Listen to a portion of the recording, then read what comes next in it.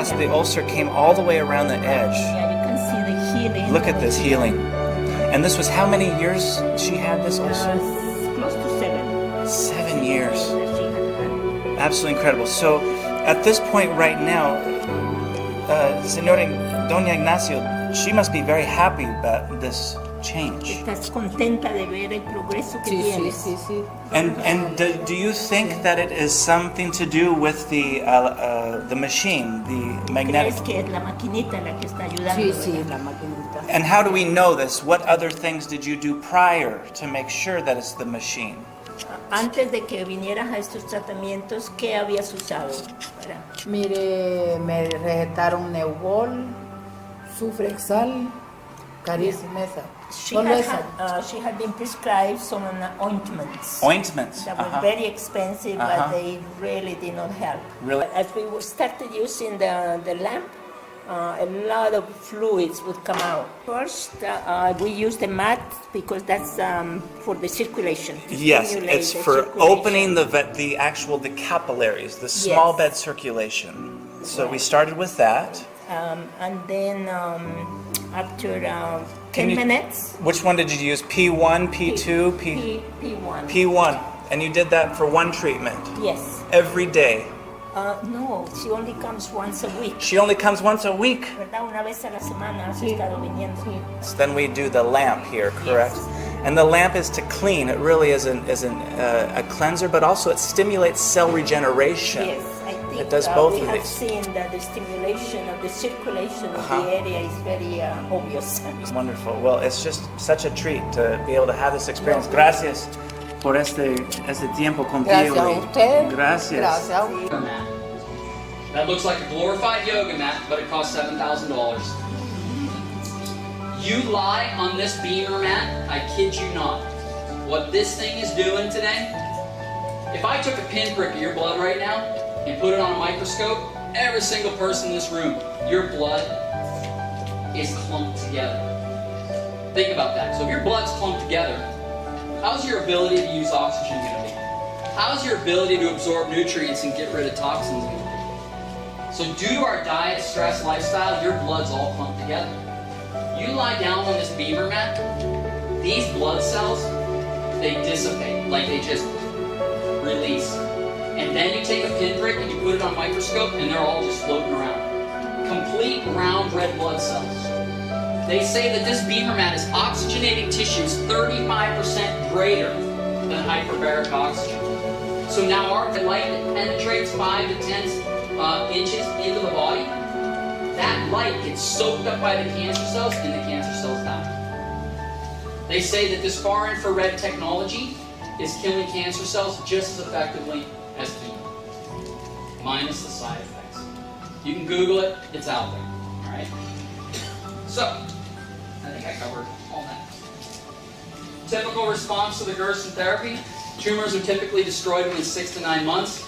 Sometimes we see it quicker, sometimes we see it a little bit later, all right?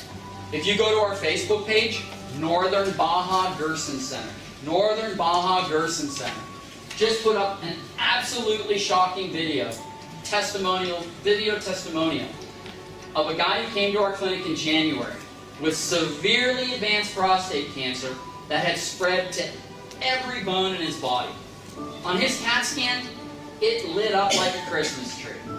Okay? Prostate cancer severely advanced, comes in January. A week and a half ago, I get a voicemail on my phone. Hey, Dr. Patrick, this is Tom King. I was there in January. Just want you to know I'm cancer-free. When I got that voicemail, I said, no way.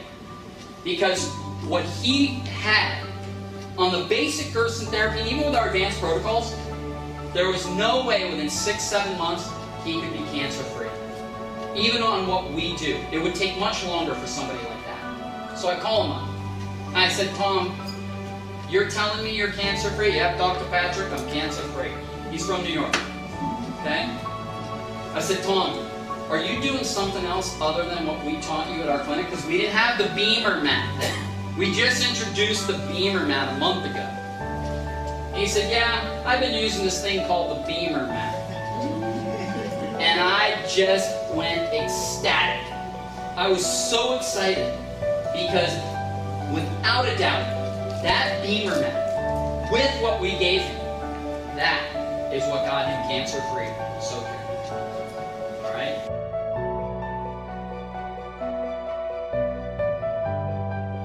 So if we kind of rewind for a second, you're holding roughly a quart of coffee in the lower part of your colon.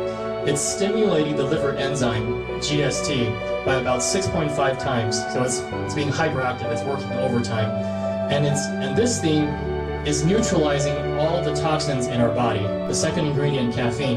Now, when we all go to Starbucks, when we all drink coffee, it makes us very alert, and that's because the caffeine travels to our head, and it makes us excited. So caffeine has that sort of purpose. When caffeine is absorbed through your colon to the liver, it also gets the liver excited in the sense that it dilates the bile ducts. And this is kind of nice, right? Because right now you have this really nasty thing called the bile that actually really wants to get out. And it's trying to get out through a pretty small pipe, which is your bile ducts. But caffeine makes it bigger, so roughly 20%. So this is nice because now your pipe is slightly bigger, things can go out faster. The third thing is water. So water also travels through the portal veins to the liver, and water dilutes the bile. And this is even nicer, right? Because you have this really nasty bile, now you have caffeine, it makes the pipe bigger, and you have water, which makes it more fluid. So it becomes more watery. So the whole thing comes out faster. Once you get to your duodenum, your small intestine, large intestine, you would want to expedite that process by doing possibly more than one enema a day. So this is the main science behind why you would do a coffee enema. Intestines seals up the barrier wall in there. That's a great antidote to that leaky gut. It also heals inflammation in your GI tract. What a perfect food. Or there's bentonite, liquid clay, that you can take a big swig of that every morning to protect you against the environment. There are lots of things you can do. There are coffee enemas that you can do.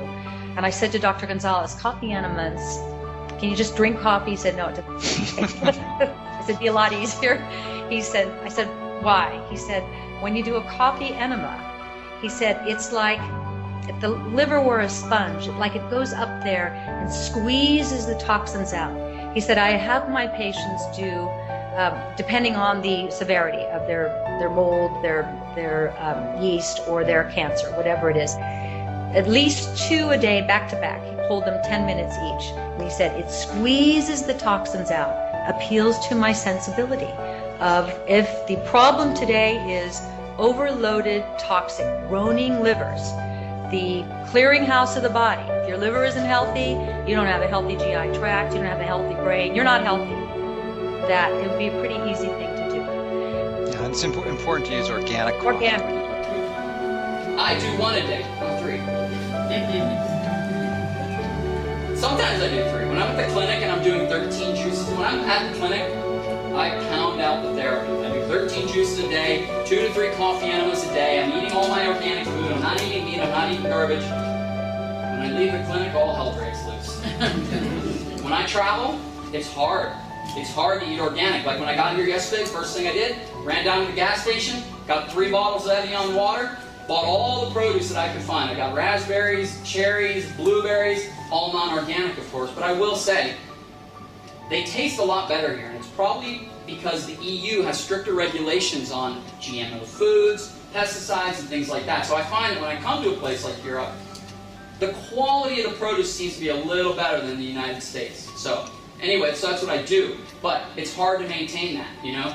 I can't constantly be running down to convenience stores, and buying these things. So I end up being a slave to what typically most of us are eating. But when I'm back at the clinic, that's what we're doing. Our patients are getting 5 coffee enemas per day. Sometimes if they're really toxic, that they have really large tumor loads, they're in extreme pain, which coffee enemas are amazing for pain. Felicity can testify to that. She had extreme issues with pain when she was sick, and things that made them better were the coffee enemas. All right?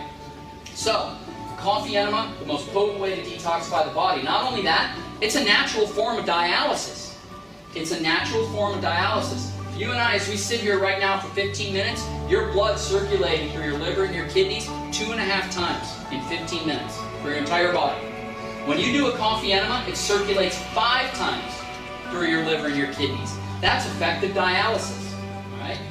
Not only that, it stimulates bile production. Why is that important? So it does the same thing when you drink coffee, the bile production, all right? Not the palmitic acid glutathione transferase production as much, because the coffee you're drinking, the roast, when it goes through the digestive tract, the palmitic acid salts get burned up in the digestive system, so it's not the same in terms of glutathione production when you're drinking it. But when you take it rectally, it stimulates bile flow. Why is that important? Because how does your body detoxify? Your body binds toxins to bile acids. Those bile acids get dumped in the gallbladder and they get released through the intestinal tract and the kidneys. So when you drink coffee and when you do the coffee enema, the amount of bile that's being stimulated is exponentially greater than normal. Right? So the coffee enema is probably the most ingenious thing that Dr. Gerson came up with to cure people of their disease.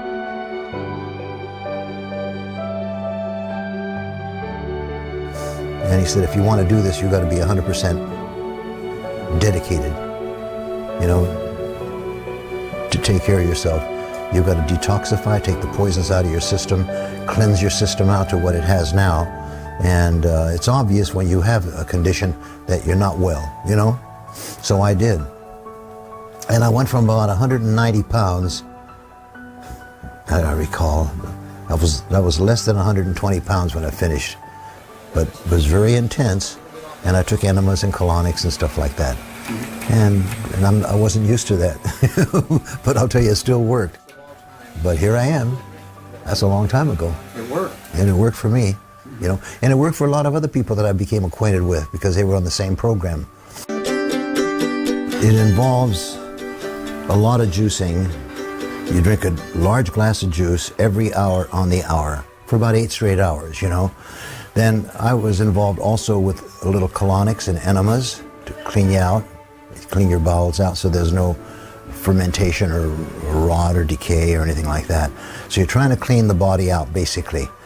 It was intense. Carrot and apple, plus it brings the nutrients into your bloodstream through the intestinal villi, through the little villi, go through the portal vein into your liver, and it detoxifies the liver, and the liver is the key organ of the body. You want to keep that clean. This is a study done by Cornell University. So vitamin C is only 0.4% of an apple. So what's the rest, right? So there's obviously other vitamins. There's living enzymes, and there's lots of other minerals, and also equally important, there's lots of what we call phytonutrients in an apple. So your next question is probably, well, that sounds interesting, but why do you need that? Why should I care? It turns out that the reason that anyone would eat anything is because we want that thing to give us energy. And there's a very smart guy called Dr. Krebs. If I remember maybe from high school biology, there's a thing called the Krebs cycle. And basically, he won the Nobel Prize because he discovered the way that we turn food into energy. And this is not meant to be like a biology class or academic, but I just want to make one point. So there's 10 steps in the Krebs cycle. So basically everything you eat, it doesn't matter if it's McDonald's or something really healthy from an organic farm, everything you eat must go through these 10 steps to become energy in our body. So let's just look at one step. Step number 8. In order for the food to be transformed into energy, it needs this thing called SDHA, which is vitamin B2. It needs this thing called SDHB, which is basically iron and sulfur, kind of like what you talked about, iron. And it also needs this thing called ubiquinol, which is an enzyme. It's a coenzyme Q10. So this is very interesting because this starts to look like an apple because you have vitamins, you have minerals, and you have enzyme. You have vitamins, mineral, and enzyme. And your body cannot turn food into energy if everything is not in the proportion and in the right composition, such as a whole food. And that's the main reason why you want to eat a whole food, is because every part of a whole food is required for your body to take in that food and turn it into energy, which is ATP. And that's how you stay alive.